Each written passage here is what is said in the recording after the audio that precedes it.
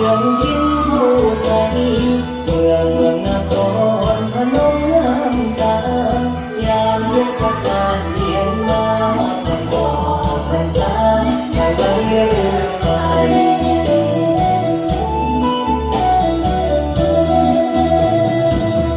ได้มาขอคนงามคือจังบุญผูกแต่งให้มามัดสามไว้ทักให้กับน้องรอมใจฝากคำมันคือเอาไว้บนกระทะขนม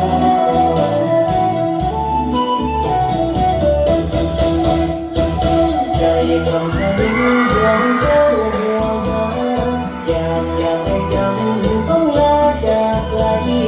ไปเจ้านั้นเมืองลำพูนหักเขาคงเชื่อมยาส่งใจถึงใจ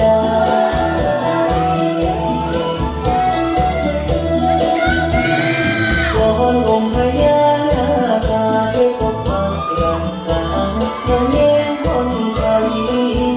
แก้มแดงให้เจ้าเป็นหัวใจหักแต่เจ้าสามไปรออายมาขอ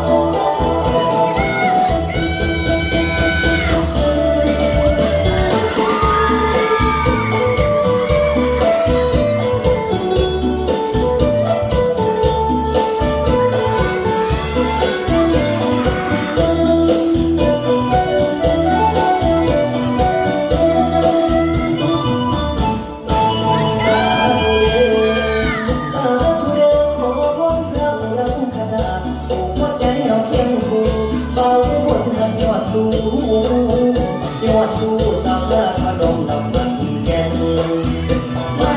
นสาวลาพนมลำมันแกนเฮ้ยอยากสายแหมคุณพาให้ได้อยู่เคียงคู่ไกลห่างสิห่างเศร้าสิห่างอย่าได้ห่างลงคำเขาอย่า